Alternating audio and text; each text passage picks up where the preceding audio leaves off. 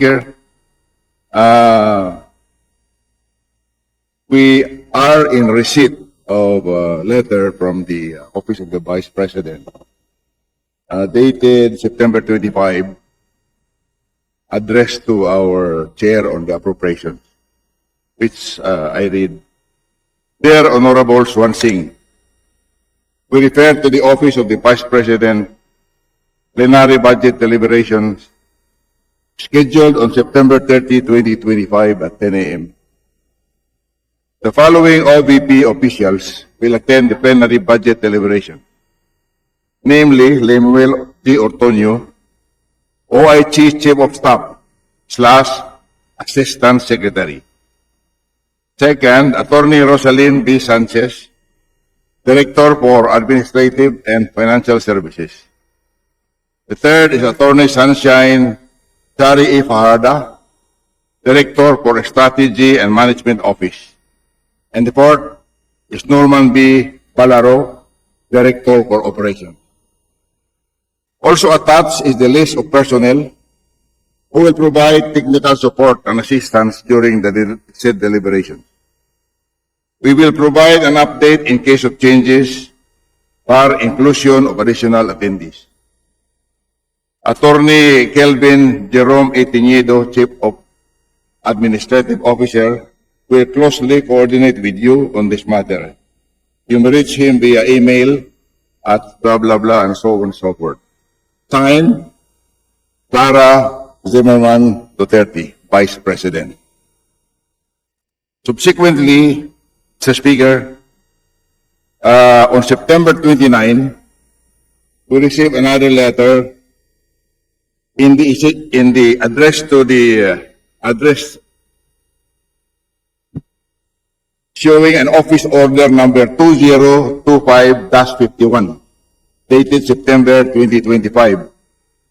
In the exigency of service, Assistant Secretary Lemuel J. Ortonio is hereby designated as officer in charge of the Office of the Chief of Staff in view of the leave of absence of Attorney Sulaika T. Lopez, the USEC. By virtue of this order, ASIC Ortonio shall perform the duties and responsibilities of Chief of Staff, including the authority to sign Civil Service Commission appointment papers related to the document of the first and second level positions, except for the duties as head of the procuring entity, which shall be delegated to Attorney Rosalyn T. Sanchez, Director 4 of the Administrative and Financial Service Office. This order shall take effect from 29 September. This is the second letter, Mr. Speaker. And on September 30, we received another letter addressed to our chair, Micaela Angela Swan Singh, Chairperson, Committee on Appropriations, House of Representatives. Dear Honorable Swan Singh, it has come to my attention that the Office of the Vice President, OVP, enclosed in parentheses, budget for 902.895 million pesos has been deferred due to the committee's insistence that I attend the plenary deliberations. I am prepared to attend. However, I am seeking the following. House of Representatives demand the attendance of President Marcos for the 27.3 billion pesos budget deliberation of the Office of the President. Number 2, alternatively, I will attend if the Committee on Good Government and Public Accountability will produce before the plenary schedule a Department of Justice DOJ document confirming that the Immigration Lookout Bulletin Order or ILBO for the following OVP personnel have been lifted. Two conditions, Mr. Speaker. For the following personnel, Attorney Sulaika T. Lopez, Mr. Lemuel J. Ortonio, Attorney Rosalyn T.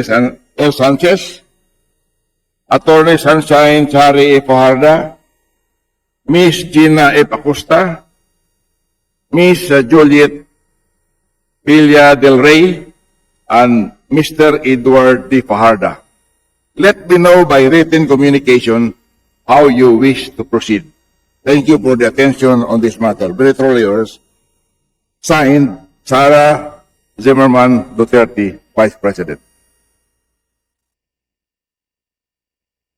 In view of these letters, Mr. Speaker, we have given the office of the Vice President utmost respect in the procedures of this Congress in order to deliberate on the budget of the OBP. Mr. Speaker, there's no one from the office of the Vice President, and I'm prepared to stand alone here and stand for the budget of the OBP.